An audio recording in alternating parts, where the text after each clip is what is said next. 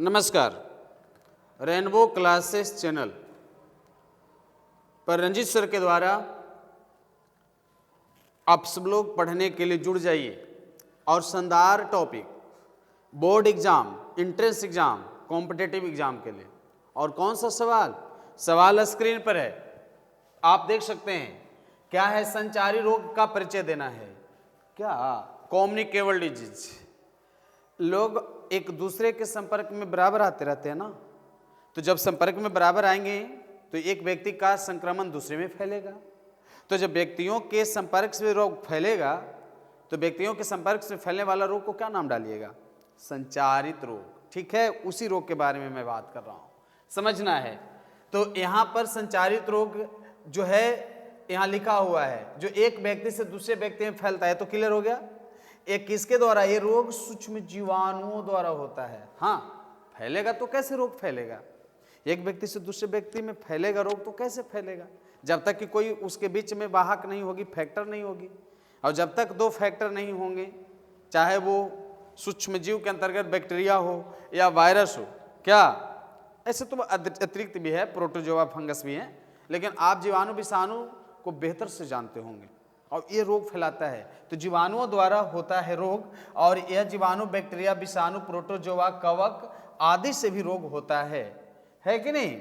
इन रोगों को फैलने के प्रमुख माध्यम क्या है? वायु, हवा, जल। आपको तो पानी पीना ही होगा ना, और संक्रमित पानी पी लीजिएगा, कॉन्टामिनेटेड वाटर, तो क्या समस्या नहीं होगा? जरूर समस्या होगा।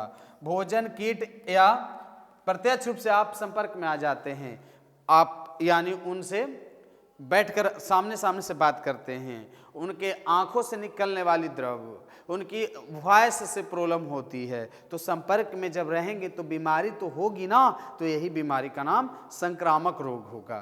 तो आप एग्जाम में आराम से लिख सकते हैं कि व्यक्तियों के संपर्क में होने वाला रोग को संक्रामक रोग कहते हैं। क्या आगे का प्रश्न आप देखना चाहेंगे? तो आपको है संचारी रोग के कारक। आई बात समझ में? तो संचारित रोग के जो कारक है वो क्या है?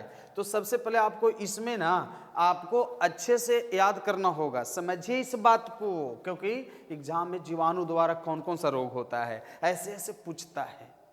यस, तो जानना है सारे लोगों को। अब बात करते हैं बैक्टीरिया द्वारा, यानी यहाँ बैक्टीरिया द्वारा टाइफाइड होता है, टीबी होता है और है जो एकदम अच्छा से इसको याद कर लेना है। अच्छे से याद कर लेंगे तभी ना काम आएगा। तो देखिए, टाइफाइड हो गया, साल्मोनेला टाइफी द्वारा होता है कि नहीं? उसी तरह से आपको बताओ यहाँ टीबी है, समझ रहे हैं ना? तो आखिर टीबी जो है माइकोबैक्टीरियम ट्यूबरकुलिन, आप बताइए, से टीबी होती है। विब्रियो कोलाई से हैजा होता है। उसी प्रकार से वायरस द्वारा बीमारी तो होगी ना। पोलियो, ये तो जानते हैं ना, पोलियो अभियान हमारे देश में चलाई जाती है। एक्वायर्ड इम्यूनो डिफिशियंसी सिंड्रोम हो गया, और कोविड-19 को तो आप अच्छे से जान रहे होंगे। क्या ये सब संक्रमण से बीमारी तेजी से फैल रहा है। अब उसके बाद मैं प्रोटोजोआ की बात करता हूं, तो आपको मलेरिया है, और इसमें पता है कि जो प्रोटोजोआ होती है वो प्लाज्मोडियम के अंतर्गत है। और जब मच्छर काट देता है तो मच्छर के लार से प्लाज्मोडियम निकलता है, और उसी प्लाज्मोडियम का प्रभाव से शरीर प्रभावित हो जाता है। आ रही है ना बात समझ में? बिल्कुल। और मच्छर जब काटता है तो हजारों की संख्या में स्पोरोजोइट होता है, और वही स्पोरोजोइट जब साइजोगोनी साइकिल पूर्ण करते हैं तो मेरोजोइट में बदलता है, और ब्लड में यानी हेमोग्लोबिन जो है सो हेमोज्वाइन जहर बनाता है। वही हेमोज्वाइन जहर जब ब्लड में गिरता है तो कंपन के साथ बुखार आता है। आ गई बात समझ में?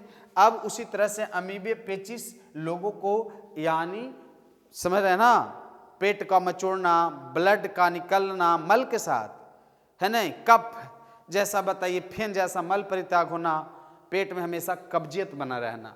उसी प्रकार से यहाँ कवक है, यहाँ फंगी को आप जान रहे होंगे, यहाँ दाद और खुजली, है ना। कवक के द्वारा लगातार कई दिनों तक आप पहने रहेंगे उस कपड़े को, तो पसीना के कारण या फिर कई दिनों तक भीगे रहने के कारण खुजली तो बनती ही है ना। इसलिए फंगस सफाई से रहिए। बॉर्म्स यहाँ पर बताइए, फिलेरिया जैसे हाथी पांव हो जाता है ना लोगों को, हाथी पांव, पैर मोटा हो जाता है, तो पैर मोटा हो जाता है, ये किसका उदाहरण है? फाइलेरिया का उदाहरण है। बात समझ में आ रही है? तो आप लोग लाइक कमेंट जरूर करते रहना, है कि नहीं। अब इसमें आप लोग को ये देखना है कि प्रमुख संचारित रोग का उदाहरण टाइफाइड है कि नहीं। तो साल्मोनेला टाइफस से बहुत अच्छे से याद रखिएगा। ऑब्जेक्टिव मैं क्लियर करवाता हूँ, हम पढ़ाएं और ऑब्जेक्टिव क्लियर नहीं होगा, बिल्कुल एक हो नहीं सकता। टीबी के बारे में माइकोबैक्टीरियम ट्यूबरकुलोसिस आप याद रखिए अच्छे से, है नहीं। मलेरिया प्लाज्मोडियम से अभी मैंने बता रहे थे, एड्स HIV वायरस द्वारा, और हैजा दूषित पानी यानी कॉन्टामिनेटेड वाटर को पीने से, पानी को पीने से, खाना को खाने से होता है। आई बात समझ में ना? बिल्कुल अच्छे से आ रहा होगा। हाँ, इस तरह से बताइए रोग होता है, आपको सिर्फ याद करने की जरूरत है। अब देखिए रोगों के फैलने के प्रमुख माध्यम क्या है? तो वायु द्वारा। आप देखते हैं ना, बराबर मौसम में बदलाव आती है तो सर्दी, खांसी, टीबी, ये सब वायु के द्वारा। इसलिए वायु को भी स्वच्छ रखना है। वायु को नहीं स्वच्छ रखेंगे, टायर जला करके प्रदूषण फैलाएंगे तो ये सब रोग का कारण बनेगा। जल द्वारा, है नहीं, जिस तालाब में मछलियां सड़ मर जाती है तो वहां का जल को भी स्वच्छ रखना बिल्कुल जरूरी होता है। इसलिए टाइफाइड, इसके बाद कीट द्वारा यानी मलेरिया, डेंगू, ये सब जो रोग फैल रहा है, समझ रहे कि किसके द्वारा? कीट द्वारा हो रही है नहीं। डेंगू कितना बताओ घातक रोग पैदा करता है ना। डेंगू में कितना अच्छे बताइए, 6 लोग जो हेल्दी पर्सन समाप्त हो जाते हैं। प्रत्यक्ष संपर्क द्वारा त्वचा रोग, एड्स, यानी बताइए इसमें प्रत्यक्ष रूप से जब व्यक्ति संपर्क करता है तो होता है। खाद्य पदार्थों द्वारा फूड पॉइजनिंग जो है एक समस्या है। खाद्य पदार्थों में जो होता है वो फूड पॉइजनिंग की स्थिति होती है, और इसको सेवन करने से लोगों में बीमारी लगातार फैलने की चांस बन जाती है। इसलिए यहाँ पर आप लोग को समझना है। और संचारी रोग के रोकथाम कैसे करेंगे, बहुत अच्छा टॉपिक है। ये एक शेड्यूल में सब मैं समाप्त कर रहा हूँ, इतने अच्छे से पढ़ रहे हैं आप लोग को दिक्कत नहीं होगी, है नहीं। स्वच्छता बनाए रखें, है नहीं। संचारी रोगों के रोकथाम में क्या करना है? स्वच्छता बनाए रखना है, स्वच्छ रहना है नहीं। कपड़े, खाने पीने, बेड बिछावन सब कुछ स्वच्छ रखना है, ठीक ना, है नहीं। स्वच्छ पानी का प्रयोग भी करना है। यदि आप पानी को दूषित रूप में सेवन करेंगे तो नुकसान तो होगी। टीकाकरण करवाना है। हाँ, पोलियो को टीका लगता है ना, खसरा का लगता है ना, बिल्कुल जानते होंगे। इसके अलावा टीबी का भी लगता है टीका, है नहीं। चेचक का लगता है टीका। संक्रमित व्यक्ति से दूरी बनाए रखें, जो लोग ग्रसित है उससे दूरे रहें तो ज़्यादा अच्छा है। मच्छरों की रोकथाम लगाएं, यानी आप आसपास में DDT का छिड़काव करें ताकि बताइए समस्या पैदा न हो सके। और ये आखिरी पेज में मैं आप लोग से बात कर रहा हूँ कि संचारी एवं असंचारी रोगों में क्या अंतर है। बहुत अच्छा बात, बहुत अच्छी बात। कैसे संक्रमण से होता है और कौन सा रोग है जो असंक्रमण, जो यानी जो संक्रमण नहीं होता है। कहने का मतलब कि कभी कभी बीमारी बाहरी कारकों से होती है और कभी कभी शरीर के अंदर के अंगों को खराब हो जाने से होता है। अब ये बताओ, चिनिया रोग होगा, डायबिटीज, तो ये संक्रामित रोग है, ये को रहेगा चिनिया रोग तो सबको हो जाए, ऐसा नहीं होता है, क्योंकि शरीर के अंग को ग्रसित होने से होगा। अब किसी को हार्ट अटैक आता है तो सबको आने लगेगा, ऐसा नहीं होता है नहीं।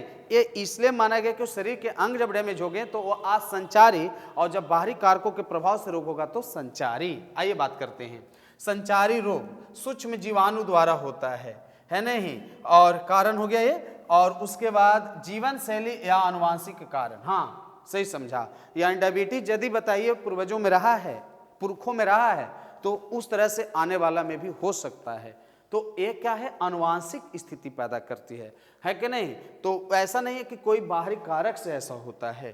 फैलता कैसे? व्यक्ति से व्यक्ति में, और ये नहीं फैलता है, काहे को फैलेगा वो, है कि नहीं। उदाहरण मलेरिया और टीबी इसका उदाहरण है संचारी रोग का, और मधुमेह और कैंसर इसका उदाहरण है।